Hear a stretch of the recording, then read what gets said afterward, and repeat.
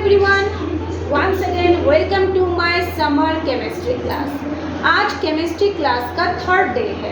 हम लोग पढ़ रहे हैं सॉलिड स्टेट के टॉपिक के ऊपर। तो आज हम इस थर्ड डे पे तीसरे दिन पे सॉलिड स्टेट के क्रिस्टल लैटिस और यूनिट सेल के बारे में पढ़ेंगे। क्रिस्टल लैटिस का मतलब है क्रिस्टल जालक, मैंने दोनों में लिख दिए हैं इंग्लिश और हिंदी। और यूनिट सेल का मीनिंग है इकाई सेल। तो हम लोग इसके बारे में आज पढ़ेंगे। तो सबसे पहले मैं आपको एक क्रिस्टल बना के दिखाती हूँ, उसके बाद हम उसको एक्सप्लेन करेंगे और उसके बाद आपको हम डेफिनेशन बताएंगे। तो पहले आप समझ लीजिए क्रिस्टल क्या है। ऐसे भी इसके प्रीवियस क्लास में मैंने क्रिस्टल के बारे में आपको डिटेल्स में बहुत सारे जानकारी दिए हैं। आज फिर भी एक क्रिस्टल हम बनाते हैं। तो हम क्या जानते हैं क्रिस्टल क्या होता है?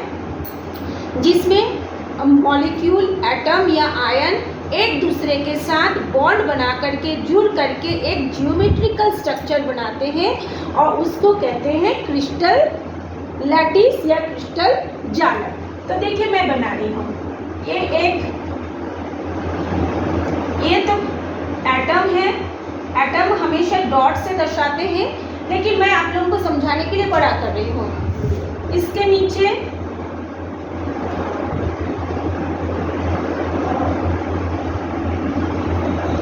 ये आप देख रहे हैं, देखिए अब जैसे हमने बना रहे हैं sodium chloride crystal. Sodium chloride एक क्रिस्टल है, हमने प्रीवियस क्लास में पढ़ चुके हैं।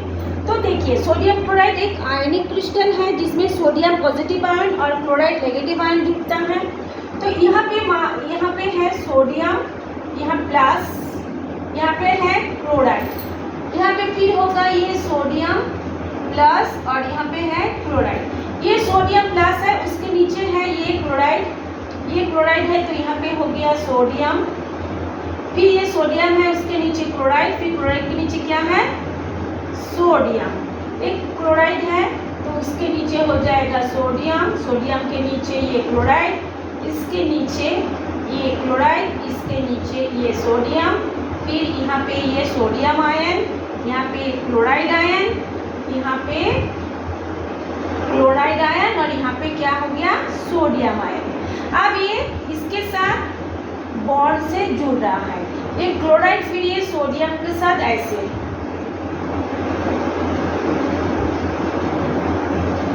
या ऐसे बॉन्ड बना हुआ है ना।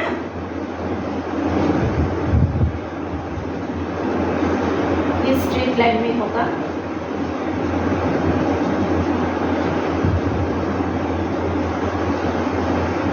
फिर ये क्लोराइड इस सोडियम के साथ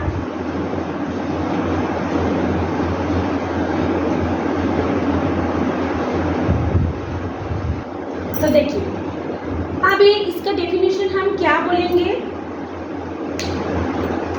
किसी भी क्रिस्टलीय ठोसों में उपस्थित, मैं बहुत धीरे धीरे बोल रही हूँ, आप लोग सुनिए। ये एक क्रिस्टल सॉलिड है ना, ये एक क्रिस्टल सॉलिड है NaCl, जो Na+ और Cl- के बीच में, मतलब उसमें आयनिक क्रिस्टल बना है। तो अब हम इसका डेफिनेशन कैसे देंगे? किसी भी क्रिस्टलीय ठोसों में उपस्थित अणु, परमाणु या आयन एक दूसरे के साथ बॉन्ड बनाकर जुड़ने के बाद जब एक ज्यामितीय संरचना का निर्माण करते हैं, एक जियोमेट्रिकल स्ट्रक्चर का निर्माण करते हैं, उसको कहा जाता है क्रिस्टल जालक या crystal lattice. Once again I repeat, जब किसी क्रिस्टलीय सॉलिड में, जब किसी क्रिस्टलाइन सॉलिड में एटम, मॉलिक्यूल या आयन आपस में एक दूसरे के साथ बॉन्ड बनाकर जुड़कर एक जियोमेट्रिकल स्ट्रक्चर का फॉर्मेशन करते हैं, उसको कहा जाता है क्रिस्टल जालक या फिर क्रिस्टल लैटिस। ओके, अब ये हो गया पहला। दूसरा, उसके नीचे आप डेफिनेशन में लिखेंगे जे इसमें जो एटम या आयन या मॉलिक्यूल होगा उसको हम एक डॉट से, एक बिंदु से दर्शाते हैं। ठीक है, एक बिंदु से हमने गोल गोल बनाया, देखने में आसान हो। तो ये क्या होगा, हम ऐसे बताएंगे तो क्या करेंगे, ऐसे डॉट से ये ऐसे करके ये स्ट्रक्चर बनाएगा। अब हमने बताया कि एक जियोमेट्रिकल स्ट्रक्चर बनाते हैं। अगर आप इस स्ट्रक्चर को देखेंगे तो क्या दिख रहा है आपको, एक क्यूब के जैसा दिख रहा है ना। ये देखिए ऐसे एक स्ट्रक्चर बन गया है ना, एक स्क्वायर जैसा स्ट्रक्चर दिख रहा है। यदि हम पूरा देखेंगे तो ऐसे क्यूब जैसा बनता, लेकिन हम ब्लैक बोर्ड में देख रहे हैं तो क्या देख रहे हैं, एक स्क्वायर जैसा स्ट्रक्चर बन रहा है। तो जियोमेट्री में स्क्वायर आता है, इसलिए ये क्या हो जाएगा, जियोमेट्रिकल स्ट्रक्चर है। एक पहला, और इसको डॉटेड से ऐसे डॉटेड से दर्शाते हैं, दूसरा पॉइंट हो गया। थर्ड पॉइंट क्या है, ये क्या होता है, त्रिविमीय होता है, यानी 3 डायमेंशन।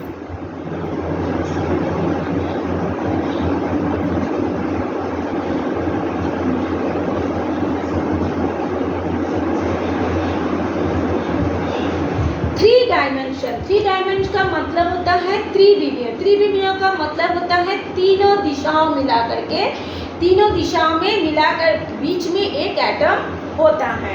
तो देखिए ये जैसे एक क्यूब है, ठीक है। इस क्यूब में कितने पॉइंट है, ऊपर में है 4 कोने पे 4 बिंदु, नीचे में है 4 कोनों पे 4 बिंदु। अब इसको हम यदि लेते हैं, इस पॉइंट को मान लेते हैं यहाँ एक एटम है, तो इसकी 3 दिशा कौन सी होगी, देखिए ध्यान से देखिए, एक इधर गया, एक इधर आया, एक इधर आया। तो ये क्या हो गया, 3 डायमेंशन यानी त्रिविमीय हो गया, यानी तीनों दिशाओं में इसका गया है। इसको यदि हम देखेंगे तो ये देखिए एक किनारा, ये 2 किनारा, ये तीसरा किनारा। अब किसी भी पॉइंट को ले लीजिए, इसको ले लीजिए चाहे इसको ले लीजिए, 1 2 ये 3। तो ये जो होता है क्रिस्टल जालक हमेशा त्रिविमीय या 3 डायमेंशनल स्ट्रक्चर इसमें होता है, ठीक है। और तो ये तो हमने 3 पॉइंट बता दिए क्रिस्टल जालक के बारे में या क्रिस्टल लैटिस के बारे में। समझ में आ गया होगा? अगर आपको समझ में आ गया होगा तो आप कमेंट्स करके बताएंगे। उसके आगे हम बताएंगे यूनिट सेल, ठीक है। तो यूनिट सेल क्या बोलेंगे, किसी क्रिस्टल जालक की, जैसे ये क्रिस्टल जालक है, किसी क्रिस्टल जालक की वो छोटा सा संरचना जिसकी बार बार रिपीटिशन से या पुनरावृत्ति से एक क्रिस्टल जालक का निर्माण होता है, उसे कहते हैं यूनिट सेल या इकाई सेल। ये जो क्रिस्टल जालक है, ये देखिए आपस में मिलकर एक जाल नुमा संरचना बनाया है। नेट होता है ना, नेट नुमा संरचना बनाया है, इसको बोलते हैं क्रिस्टल जालक। अब इस किसी भी क्रिस्टल जालक का वो छोटा सा संरचना, मान लीजिए ये संरचना हम ले रहे हैं, मैं दूसरा पेज से बताती हूँ।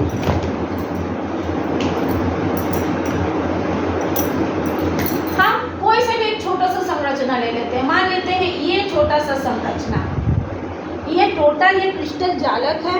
तो किसी भी क्रिस्टल जालक का एक छोटा सा संरचना है ना, जिसकी बार बार पुनरावृत्ति से एक पूरे क्रिस्टल जालक का निर्माण होता है, उसको कहते हैं इकाई सेल। अब इसमें कितनी छोटे छोटे संरचना है, ये देखिए, ये 1, ये 2, ये 3, ये 4, ये 5, ये 6, 7, 8, 9, और भी जितना बड़ा सॉलिड होगा उतने ज़्यादा ऐसे करके जाल बना के वो रहेगा। तो किसी भी क्रिस्टल जालक की मतलब किसी भी क्रिस्टल जालक की वह छोटा से छोटा संरचना या वह सूक्ष्मतम संरचना जिसकी बार बार पुनरावृत्ति से पूरे क्रिस्टल जालक का निर्माण होते हैं, उसको कहते हैं इकाई सेल। अब आपको समझ में आ गया। अब हम पढ़ेंगे इकाई सेल फिर 3 भागों में डिवाइड होता है। एक इसको बोलते हैं SCC, आपको दिख रहा होगा ये SCC, ये BCC और ये FCC। आप लोग थोड़ा जूम करके देखेंगे इसको। इसका हिंदी में बोलेंगे सरल घनीय सेल, अंतः केंद्रित घनीय सेल, फलक केंद्रित घनीय सेल। हमने दोनों में पढ़ा रहे हैं। एग्जाम में कभी कभी इंग्लिश में भी पूछ देते हैं, कभी कभी हिंदी में भी पूछते हैं, इसलिए आप लोग दोनों को याद करेंगे।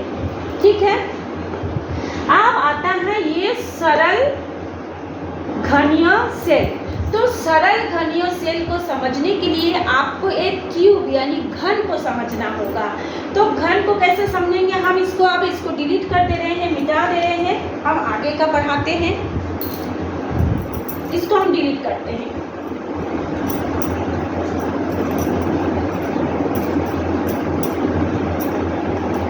पहले हम ये एक घन है। घन किसको बोलेंगे? जिसकी लंबाई, चौड़ाई, ऊंचाई सब बराबर होगा, जिसमें 6 फलक होगा। देखिए 6 फलक कौन सा है? ये सामने एक, इसका पीछे 1 2, देखिए हमने पकड़ा है 1 2, ये 3 4, ये 5 और ये 6। इसकी 6 फलक होगा यानी फेसेस होगा। इसमें कितने कोण होंगे? 8 कोण होगा। ये देखिए 1 2 3 4 5 6 7 8, ये 8 कोण होगा, 6 फलक होगा, है ना। तो इसको और इसकी लंबाई, चौड़ाई, ऊंचाई सब बराबर होगा, उसको हम बोलेंगे घन। अब मैं एक तो घन बनाती हूँ।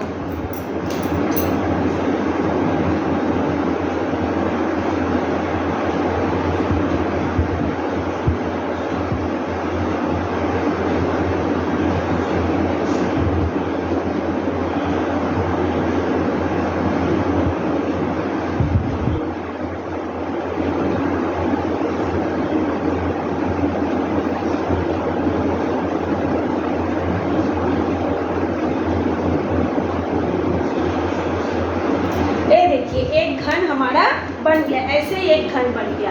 अब इस घन में कितने स्ट्रक्चर है? तो पहले मान लीजिए हमने ये सामने को बनाया, फिर इसका हम कहाँ से काउंट करें? 1, ये दिखाई नहीं दे रहा है, 1 2 3 4 5 6, है ना। ये वाला मतलब आप लोग इसे देख रहे होंगे, आप लोगों को लग रहा है कि इसमें 7 है। 7 नहीं है, मतलब ये वाला क्या? अच्छा देखिए मैं ऐसे बता रही हूँ, सबसे पहले छोटा सा करके बता रही हूँ। ये एक फेस हो गया, फिर हम लोग दूसरा फेस कैसे बनाएंगे? ये हो गया दूसरा फेस, देखिए। फिर ये कैसे हो गया? ये हो गया तीसरा फेस। अब इसको हमने ऐसे करके ऐसे किया, ठीक है। तो ये वाला हिस्सा जो बन गया, ये एक चौथा फेस, ये 5वां और एक ये हो गया 6वां। ठीक है, तो इसको आप समझ गए होंगे। मैं फिर से एक बार बता रही हूँ आप लोगों को। देखिए पहले हम कैसे बनाए? ये ऐसे बनाए, ये हो गया एक फेस, फिर उसके ऊपर हमने ये दूसरा फेस बनाया, ये 2 फेस हो गया। फिर ये क्या हो गया? ये तीसरा फेस हो गया। फिर ये ऐसे करके हमने इसके साथ जोड़ा, ये चौथा फेस हो गया। ये इसके साथ हमने जोड़ा, तो ये हो गया 5वां और ये हो गया 5वां और ये हो गया 6वां। ठीक है, तो देखिए ये ऐसे करके वो फेस हो जाता है। ठीक, तो हम लोग को इसको हम लोग लिखेंगे, ये वाला सामने हो जाएगा तो इसमें हम लिखेंगे 1। फिर इसके बाद जैसे हमने इसको ऐसे बताया, ऐसे आप लोगों को समझ के लिखना होगा। ठीक है, ये सामने वाला ये 1, फिर ये 2, फिर ये 3, ये 4, ये 5, ये 6, ये 1, ये वाला हिस्सा हो गया 2, ये वाला ये पूरा 2, ये वाला हो गया 3, ये वाला हो गया 4, ये हो गया 5 और ये हो गया 6। अगर इसको हम नहीं करेंगे तो क्या था? पहले कैसा था? इसको हम मान लीजिए अभी नहीं है, तो ये एक फेस है। जब हम दोबारा किए उसको पीछे से इसको ऐसे वाला एक स्ट्रक्चर आपको दिख रहा होगा। तो ये हो गया आपका एक घन। अब इस हम लोग क्या बोलते हैं, अब आता है सरल घनीय सेल, किसको बोलेंगे? और उसमें प्रश्न आता है, आप लोगों का प्रश्न मैं बताऊं किस टाइप का क्वेश्चन आता है। क्वेश्चन आता है आप लोगों का, मैं बताऊं आपको। क्वेश्चन इस टाइप का आएगा कि एक सरल घनीय सेल में कितने परमाणु होते हैं, उसको आप लोग कैलकुलेशन करके बताइए। ये आता है एग्जाम में। ठीक है, ये एक सरल घनीय सेल है। अब बोला है इस सरल घनीय सेल में कितने परमाणु हैं, ये आपको कैलकुलेशन करके बताना होगा। तो हम ये सरल घनीय सेल देख रहे हैं, इसमें 8 कोण है, 1 2 3 4 5 6 7 8। इसमें 6 फेसेस है, 1 2 3 4 5 6। अब हम लोग को काउंट करना है कि इसमें कितने परमाणु हैं, कितने एटम है। तो चलिए अब हम लोग काउंट करते हैं इसको।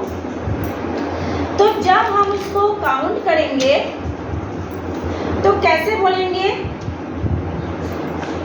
जितने सारे कोण हैं हम जब काउंट करेंगे क्या क्या बोलेंगे कि सरल घनीय सेल में 8 कोनों पर 8 परमाणु है।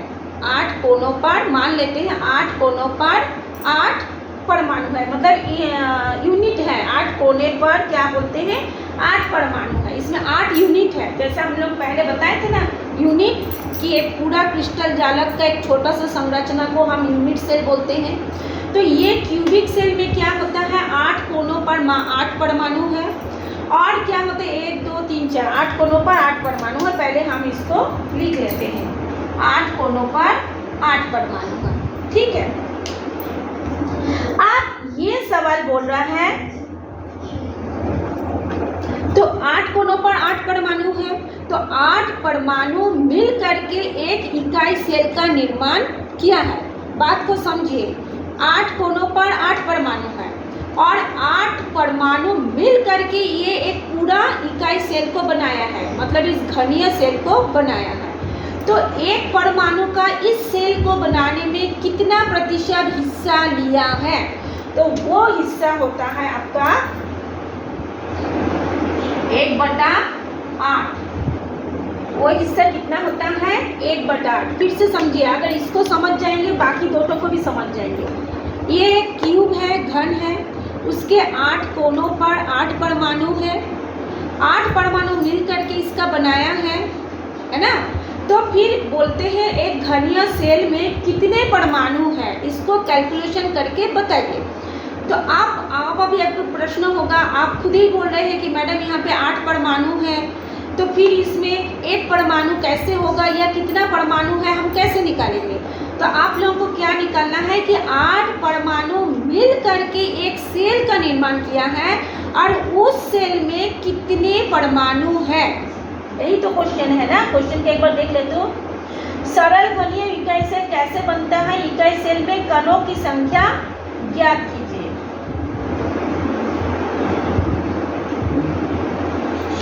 तो 8 परमाणु है और ये क्या है इकाई सेल है, इस चीज को ध्यान रखिए। परमाणु 8 है और ये इकाई सेल है।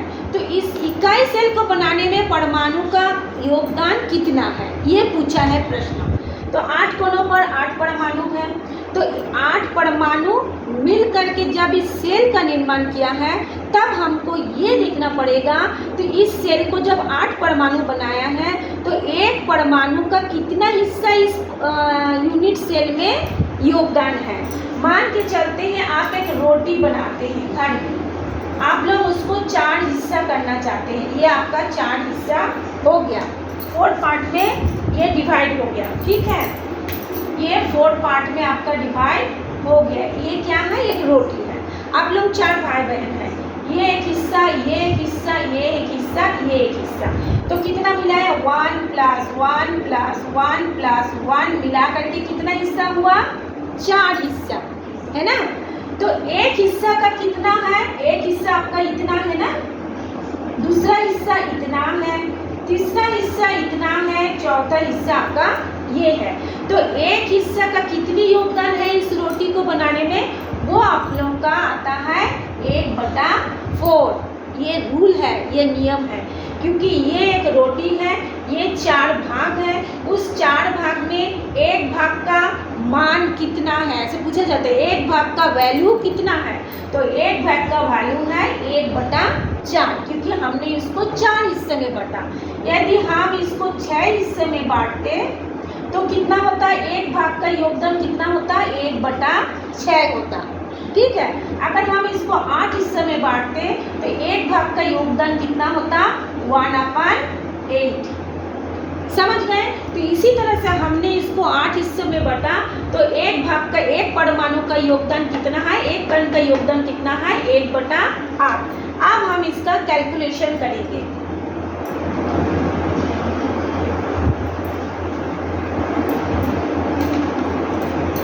कैलकुलेशन क्या है, 8 पूरा टोटल एटम है और गुना एक एटम का योगदान है 1/8।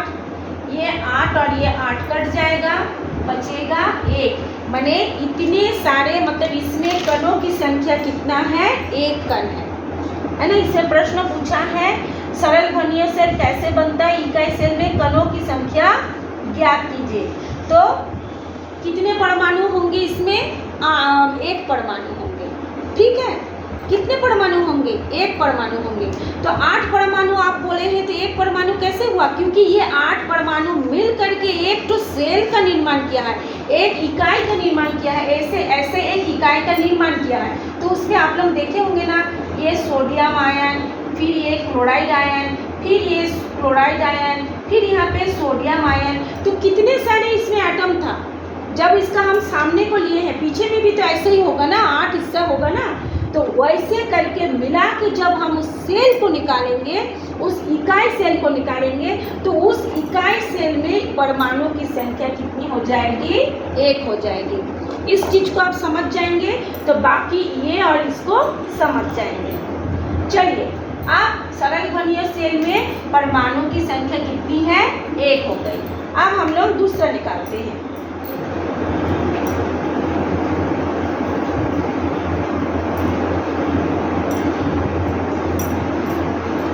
दूसरा है अंतःकेंद्रित घनीय सेल, BCC। BCC का मतलब है बॉडी क्यूबिक सेंटर्ड, ये सेल है ना, माने अंतःकेंद्रित घनीय cell, body centered cubic cell. तो इसमें भी सबसे पहले हम जो सरल घनीय सेल में देखे थे वही वाला होगा, 8 × 1/8। इतना तो होगा ही, क्योंकि ये घन है, क्यूब है, क्यूब में इतना तो होगा ही। लेकिन इसमें कुछ और जुड़ेगा। क्या बोला है, क्योंकि बोला है बॉडी। बॉडी किसको बोलते हैं, उसके अंदर के हिस्सा को, है ना। बाहर और अंदर सब मिला के बॉडी बनता है। जैसे हमारा बॉडी कैसा है, बाहरी में जो दिख रहे हैं वो भी है हमारे बॉडी के, मतलब अंदर में जो है सब मिला करके एक बॉडी बनता है। तो जब बॉडी क्यूबिक सेंटर्ड बनता है तो ये 8 कोनों पर 8 परमाणु है, हमने 8 लिखा, और एक परमाणु का योगदान है 1/8, उसको भी लिखा। साथ में ये होता है कि पूरे यूनिट सेल के बीच में भी एक परमाणु होता है। जैसे हमारे शरीर के अंदर भी बहुत सारे पार्ट्स हैं, लेकिन चूंकि ये इकाई सेल है इसलिए इसके अंदर भी एक परमाणु होता है। वो परमाणु कहाँ होगा, इसके अंदर, एकदम अंदर सेंटर में। मान लीजिए ये एक है,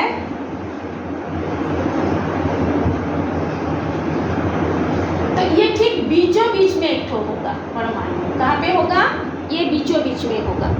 तो बीचों बीच में एक परमाणु होगा और ये 8 कोनों पे 1 2 3 4, ये इसमें से स्पष्ट दिखता है 1 2 3 4, ये 4 हो गए, 1 2 3 4 5 6 7 8।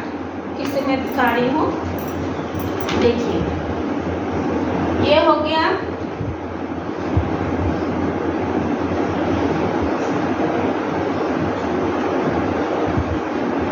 तो ये 1, ये 2, ये 3, ये 4, ये 5, ये 6, ये 7, ये 8।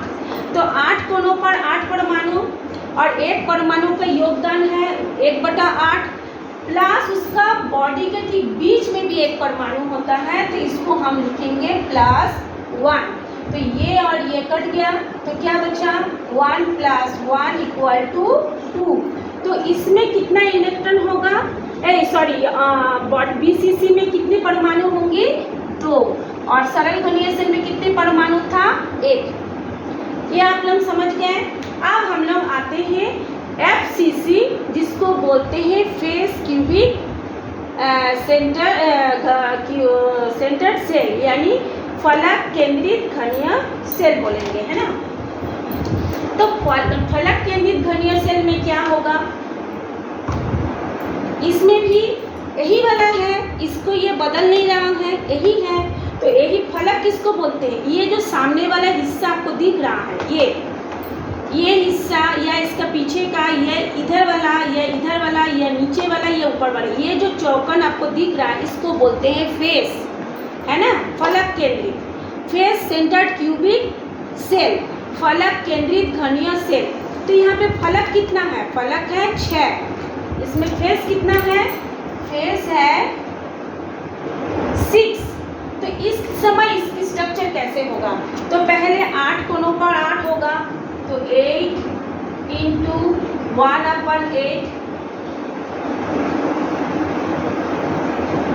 इसका नियम क्या है? 8 कोनों पर 8 इलेक्ट्रॉन है, परमाणु है, एटम है, और एक परमाणु का योगदान है 1/8 प्लस इसमें फेस कितना है? 6। तो यहाँ पे लिख दीजिए 6 इंटू, अब ये दो फेस के बीच में भी एक इलेक्ट्रॉन होता है, जैसे कि हम ये देखते हैं,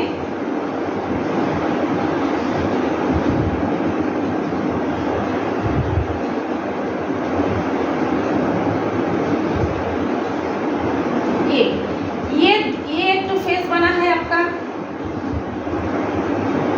ये एक तो फेस बना है आपका। तो दोनों फेस के बीच में ये देखिए ऐसे बना है ना, तो ये एक फेस है, ये एक फेस है, दोनों फेस के बीच में भी एक तो क्या होता है? परमाणु होता है। फिर इन दोनों फेस में भी एक तो, फिर इन दोनों फेस में। तो इसको हम लोग कैसे लिखेंगे? टोटल फेस है 3 और दोनों फेस के टोटल फेस है 6 और दोनों फेस के बीच में एक परमाणु होता है, तो उसको मतलब क्या लिखेंगे? 6 × 1/2, क्योंकि दोनों फेस मिलाकर के एक परमाणु होता है और टोटल फेस होता है 6। तो 6 × 1/2। आप इसको काटेंगे और इसमें कितना हो गया? कटपीट करेंगे तो कितना होगा? 3 × 2 = 6, तो 1 प्लस 3 × 1 = 1 प्लस 3 = कितने परमाणु होंगे? एटम होंगे 4। फिर से मैं बता रही हूँ, जो FCC होगा, फलक केंद्रित घनीय सेल होगा, ये एक क्यूब है, घन है, घन के 8 कोनों पर 8 एटम है, हमने लिख दिए 8, और एक एटम का योगदान होगा 1/8, तो हमने इंटू करके लिख दिए 1/8। इसमें फेस है 6 प्लस करके प्लस, यहाँ पे इतना होने के बाद प्लस 6 फेसेस होती है, ये 6 लिख दिए, और दोनों फेस के बीच में एक एटम है। तो दोनों फेस कितने फेस है? टोटल फेस है 6, है ना। तो दोनों फेस मतलब कितना? दोनों मिला के ये 1, फिर ये दोनों मिला के 1, ये दोनों मिला कर के 1, मतलब दोनों मिला कर के 1 हो रहा है, इसलिए हम लिखेंगे 6 × ½ माने ये इसका एक और इसका आधा आधा हो गया ना, मतलब ये एक फेस और ये एक फेस, दोनों के बीच में एक एटम होता है। तो हम इसको क्या लिखेंगे? 1/2। तो ऐसे करके हमारा कितना निकलेगा? 4। तो FCC में एटम की नंबर कितनी होगी? 4। तो सरल घनीय में 1, अंतर केंद्रित घनीय सेल में 2, फलक केंद्रित घनीय सेल में 4, यानी SCC में 1, BCC में 2, FCC में कितना हो गया? 4 हो गया। ये क्वेश्चन है, और क्या क्वेश्चन है एक तो मैं देख लूँ। हाँ, इसका एग्जाम्पल थोड़ा सा मैं बता दूँ, एग्जाम्पल नहीं बताए हूँ। जो SCC है उसका एग्जाम्पल है पोलोनियम।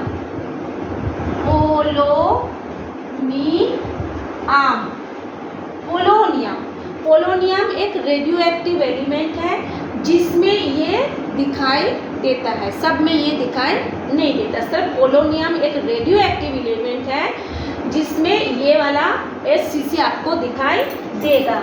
इसके अलावा जो BCC है, BCC का एग्जाम्पल होगा, ये जो BCC है, BCC का एग्जाम्पल होगा CSCl, सीजियम क्लोराइड, CSCl, ये हो गया BCC का।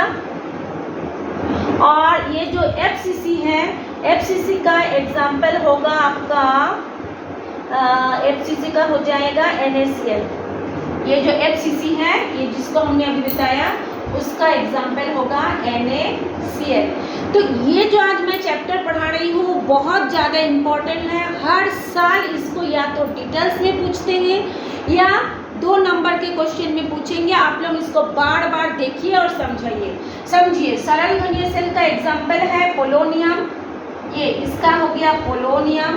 अंतःकेंद्रित BCC का एग्जाम्पल है ये सीजियम क्लोराइड CaCl, और फलक केंद्रित का एग्जाम्पल हो गया NaCl।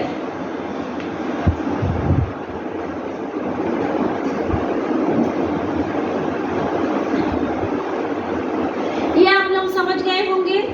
इसके साथ एक क्वेश्चन इम्पॉर्टेंट है जो कभी नहीं आया है, हो सकता है इस बार आए, क्योंकि केमिस्ट्री पेपर हर साल न्यू पैटर्न में आ रहा है। तो बच्चे क्या करते हैं, पुराने 2-4 सालों का क्वेश्चन पेपर याद करके चले जाते हैं, भूल जाते हैं और उतना आता भी नहीं है। तो हर साल नया नया आ रहा है। तो इस क्वेश्चन के साथ मैं एक क्वेश्चन आप लोगों को बता रही हूँ, शायद इस बार आ जाए और मेरा मन कहता है आएगा ही। तो मैं इसको अभी बता रही हूँ, उसको बता के आज के क्लास में ख़त्म करूँगी, उतना मैं बता दूँ। उसके बाद क्वेश्चन है, क्वेश्चन को मैं थोड़ा सा देख लेती हूँ। क्वेश्चन है, क्वेश्चन ये दिया है कि सरल घनीय सेल में उसकी संकुलन क्षमता कितनी है, पैकिंग एफिशिएंसी कितनी है। संकुलन क्षमता, ये तो दिख ही नहीं रहा है। संकुलन क्षमता जिसको बोलते हैं पैकिंग एफिशिएंसी। पेन तो दिख नहीं रहा है,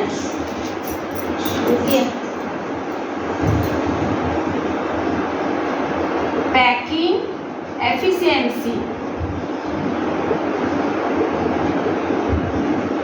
पैकिंग एफिशिएंसी क्या है, आप लोग सब कहीं घूमने जाते हैं तो बैग पैक करते हैं, तो बैग पैक करते हैं तो क्या होता है, उसमें ये सब आप लोग सामान रखते हैं, तो देखेंगे कि बीच बीच में थोड़ा सा खाली जगह रह जाता है। तो ये पूछा गया है कि SCC में उसकी पैकिंग क्षमता कितना है, माने किस तरह से वो आपस में एटम बॉन्ड बना करके सटे हुए, बॉन्ड कैसे बनते हैं, सॉलिड में सटे हुए रहते हैं, बॉन्ड बना करके सटे हुए रहते हैं, तो उसकी पैकिंग क्षमता मतलब ये सटे हुए रहने की क्षमता कितना है, उसको बोलते हैं पैकिंग एफिशिएंसी या संकुलन क्षमता। तो इसका एक फॉर्मूला है, मैं फॉर्मूला लिख देती हूँ आप लोगों को। संकुलन क्षमता बड़ा क्या होता है, संकुलन क्षमता मैं शॉर्ट में लिख रही हूँ, आप लोग फुल लिख लीजिएगा। संकुलन क्षमता बराबर होता है एक परमाणु का आयतन, एक परमाणु का आयतन, एक परमाणु का आयतन बटा क्या हो जाएगा, एकक कोष्टिका का आयतन, एकक कोष्टिका का आयतन, कोष्टिका का आयतन। देखिए ये है एक यूनिट सेल, एकक कोष्टिका, और एक परमाणु, कितने परमाणु है यहाँ पे 8, तो एक परमाणु का आयतन बाय एकक कोष्टिका का आयतन, मतलब एक एटम का वॉल्यूम अपन एक यूनिट सेल का वॉल्यूम। ठीक है, तो हम लोग इसको आप देखते हैं, इसका कैलकुलेशन करके हम आपको बताएंगे आगे। मेरा पेन का, तो हम लोग एक परमाणु कैसे होता है, ये गोल होता है, हम जानते हैं एटम कैसे होता है, गोल होता है।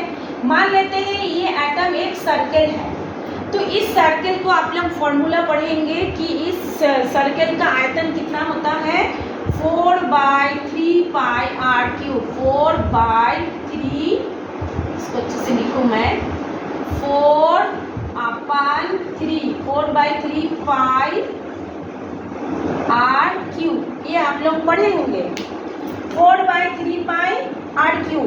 और एकक कोष्टिका का आयतन क्या होगा, है ना, तो एकक कोष्टिका का आयतन क्या होगा, लंबाई, यानी उसका लंबाई क्या होता है, ये लंबाई गुना चौड़ाई गुना ऊंचाई, मतलब एक एकक कोष्टिका है, इसकी लंबाई कितना है, इसकी चौड़ाई कितना है, इसकी ऊंचाई कितना है। अब मान लेते हैं ये एक एटम है, उसकी कितना है, इस जगह पे दिया एटम है तो एटम को हम लोग ए ले लेते हैं और उसकी त्रिज्या कितनी होती है, उसकी त्रिज्या होती है, क्या हो गया पेन लोगों को, उसकी त्रिज्या यानी इसकी त्रिज्या कितना होगा r। ये एक एटम है, मान लेते हैं एक सर्कल है, सर्कल का ये सेंटर है, यहाँ से इसकी त्रिज्या कितनी होती है r, और यहाँ से इसकी त्रिज्या कितनी होगी r, यानी उसका जो a होगा a बराबर क्या हो जाएगा 2r हो गया। ये एक एटम है, r किसको लेंगे, इसमें दो, देखिए ये दो भुजाएं हैं, इसके दो किनारे हैं, है ना, इसको त्रिज्या ऐसे इसको त्रिज्या मान लेंगे। तो इसका जो आयतन होगा, आयतन को क्या बोलेंगे हम लोग, ए क्यूब, आयतन मतलब लंबाई चौड़ाई ऊंचाई, ए क्यूब। तो ए बराबर कितना होता है, हम लोग देखेंगे एक एटम का जो त्रिज्या है 8, इसमें दो भुजाएं, मतलब ये एटम है इसकी दो भुजाएं यानी दो त्रिज्या है, तो इसमें ए बराबर क्या हो गया 2r। तो बराबर हम क्या लिखेंगे 4/3 पाई r क्यूब, एक जगह में हम लिखेंगे 2r। 2r कहाँ से हुआ पता चला ना, क्योंकि उसके दो त्रिज्या है, दो भुजाएं हैं, ये दो भुजाएं, ये एक एटम है इसकी दो भुजाएं, ये एक और ये दो, तो 2r क्यूब। तो इसका आप कैलकुलेशन करेंगे कितना होगा 4/3, पाई का मान कितना होता है, पाई का मान होता है 3.14 है ना। तो यहाँ पे कितना हो गया गुना r क्यूब, इसमें क्या हो जाएगा 2r क्यूब में कितना होगा 2 2 जा 4, 4 2 जा 8 r क्यूब। तो ये r क्यूब कर दिया, इसका पूरा आप यदि कैलकुलेशन करके डिवाइड करेंगे तो इसका आंसर आएगा 52.4%। ठीक है, तो ये आ सकता है एग्जाम में, क्योंकि कभी नहीं आया, इस बार आया। ये जो अंतःकेंद्रित ध्वनीय शेल है, फलक केंद्रित ध्वनीय शेल है, इसको भी मैं कभी आप लोगों को बताऊंगी, अभी वीडियो थोड़ा सा लंबा हो गया। तो इसका कैलकुलेशन आप लोग कर पाए हैं कि नहीं बताइएगा, नहीं तो हम उसको डिटेल्स में कैलकुलेशन करके भी बताएंगे। तो ये पढ़ाई कैसा था आप इसको ज़रूर बताएंगे, और ये बहुत ही इम्पोर्टेंट टॉपिक है, इसको बार बार पढ़ के नोट्स बना लेंगे। और एक चीज़ है, आप लोग ना तो लाइक करते हैं ना ही कमेंट्स करते हैं, मुझे ये समझ में नहीं आता है कि मेरी पढ़ाई आप लोगों को समझ में आ रही है कि नहीं। अरे समझ में आ रहा है तो थोड़ा कमेंट्स करके बताइएगा कि आपको कितना समझ में आया और क्या दिक्कतें हैं।